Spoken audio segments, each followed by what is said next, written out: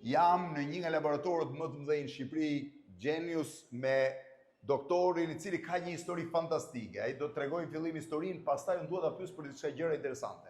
Çfarë janë analizat biologjike, kryesisht ato genetike? Si janë zhvilluar së fundmi? Çfarë mund gjesh me analizat genetike? Çfarë I zbulojnë ato njeriut edhe kur nuk ndihet smur? Analizat genetike shkojnë në të ardhmen më shumë se sa në të sotmen apo jo? Blendi, është... Do t'ju tregoj dhe historinë e doktorit, po? Po, laboratori biologjisë molekulare apo laboratori genetik është një arritje shumë e madhe që po realizohet edhe në Shqipëri.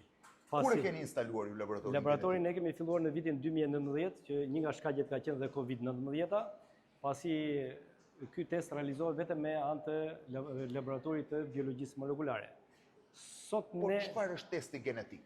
Testet genetike... Se dëgjoj gjithë që thonë duhet bëj një test genetik, çfarë më lejohet ha, çfarë s'më lejohet ha, po është më shumë se kaq besoj. Po, shumë kaq se kaq sepse njerëzit po kërkojnë akoma më shumë të dinë për predispozitat.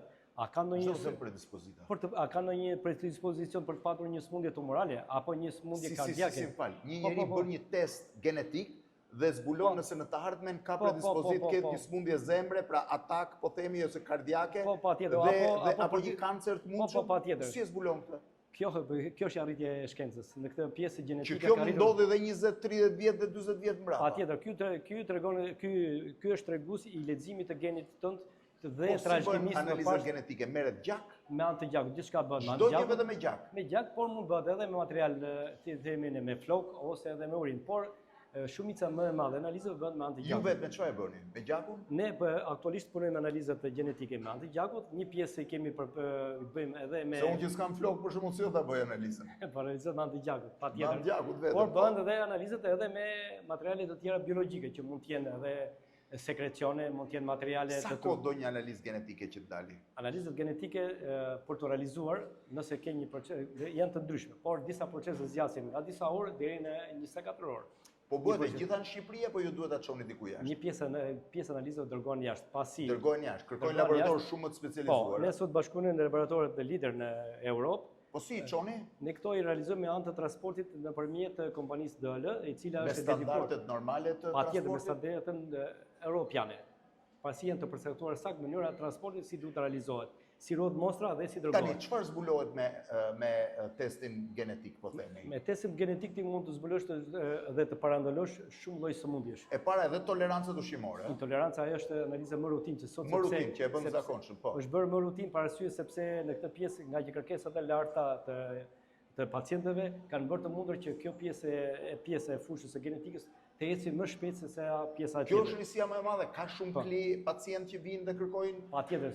Sepse ndryshe nga një pacient që ka një shqetësim dhe vjen bën analiza për të kuptuar çfarë nuk funksionon në trupin e tij, kjo genetike është një analizë për të parë të ardhmen, është pak si letrat e fallit, po më e saktë. Po, gjë më e bukur është tani sepse është një pjesë e më e madhe e pacientëve kanë fituar kulturën shëndetësore dhe janë mirë informuar dhe kërkojnë teste shumë specifike. Sa teste po I quaj të genetike ju bënin në vit? Ne në vit e bëjmë rreth 3.000 deri në 4.000 teste. 3.000-4.000 shqiptarë bëjnë teste genetike për të kuptuar diçka në të ardhmen e tyre. Po interpretimin e bëjnë mjekë shqiptar apo tuaj? Patjetër mjekët shqiptar dhe ne kemi mjekët tanë, njëkohësisht kemi edhe biologët molekular dhe genetistët që bëjnë interpretimin. Genetist. Patjetër që komunikon me pacientë. Kemi dhe mjekë shqiptar genetist? Po. Kemi dhe bëjnë dhe interpretimin me pacientin direkt. A ju ka qelluar që të ketë pacientë cilët kanë zbuluar që do kenë probleme në të ardhmen? Po, ka Blendi, ka plot raste të tilla dhe po kjo ka bërë që ai... Po nëse një pacient zbulon që ka një predispozit për të pasur një kancer të mundshëm apo një sëmundje kardiake apo kardiovaskulare, çfarë mund bëjë njeriu? Njeriu mund bëjë në këtë rast është I para përgatitur për të përkryer, për të parë arsyet dhe shkaqet që mos ta përshpejtoj këtë. Mos ta përshpejtoj, pra. Thjesht është për ta vonuar ose për ta vonuar, por edhe për ta frenuar, sepse edhe pjesa e zhvillimit të researchit në lidhje me smundjet, sidomos këto tumorale, ka avancuar shumë. Domethënë kur ai e shef që ka një predispozit genetike që vjen që mund ajo që mjekët pyesin, a ke pas njëri në familje, a ke pas njëri, paga shumë ti këtu e zbulon për mes. Një pjesë e mirë të sëmundjeve genetike dhe mund të parandalohet. Mund të parandalohen, sepse nuk I krijon terren dhe kushte që ai të avancojë ose të rishfaqet në mënyrë në kohë të hershme.